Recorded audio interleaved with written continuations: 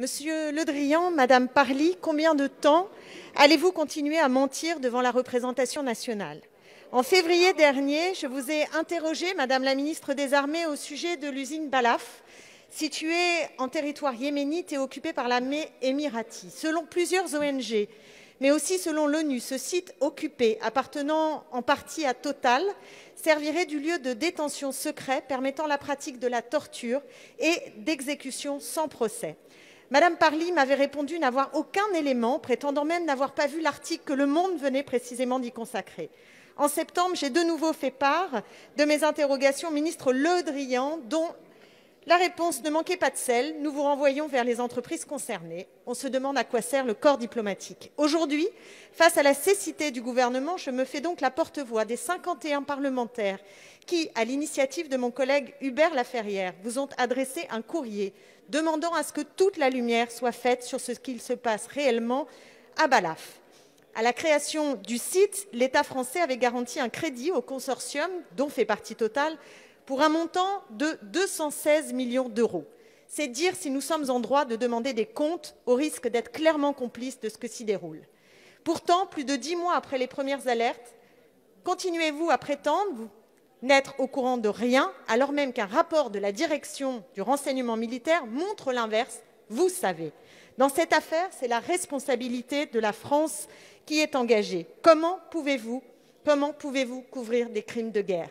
Il y a quelques jours, c'est un tortionnaire de son peuple, le président Sissi, que vous avez décoré de la Légion d'honneur. Et aujourd'hui, votre silence vient recouvrir d'une chape de lâcheté les exactions commises par les Émirats dans une usine construite avec le soutien actif de la France. Je vous ai déjà répondu, Madame Autain, mais je vais de nouveau vous répondre et je suis prêt à répondre à chaque semaine à la même question.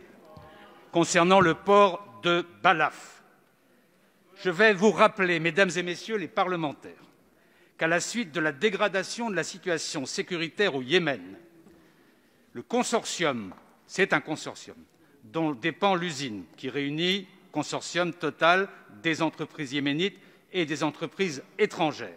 Ce consortium a décidé d'arrêter les opérations industrielles dès 2015. Ensuite, ce consortium nous a indiqué à plusieurs reprises cette vue notifiée, en particulier en avril 2017, par les autorités yéménites légales, reconnues par la communauté internationale et donc par les Nations unies, nous a indiqué la réquisition de la plus grande partie du site, séparé physiquement aujourd'hui, où il n'y a plus de possibilité d'avoir accès de la part du consortium qui, par ailleurs, a arrêté ses activités. Voilà quelle est la situation. Je voudrais vous rappeler aussi, puisque vous connaissez très bien le Yémen, et vous savez que pour les mêmes raisons sécuritaires, la France a décidé de fermer son ambassade au Yémen et de rapatrier l'ensemble de ses personnels à Riyad. Vous dire aussi, Madame la députée, je vous l'ai déjà dit plusieurs reprises, que nous sommes tout à fait en action pour à la fois éclaircir la situation politique en apportant notre soutien à l'envoyé spécial du secrétaire général des Nations unies, M. Griffiths, avec qui nous travaillons pour essayer d'aboutir à un processus de discussion et de paix dans cette sale guerre, comme je l'ai dit à plusieurs reprises. Et nous ne mélangeons pas non plus nos efforts, Madame la députée, pour éclaircir la situation de ce site sur ce qui se passe dans l'ex-usine, à la fois auprès du gouvernement yéménite et de la coalition militaire.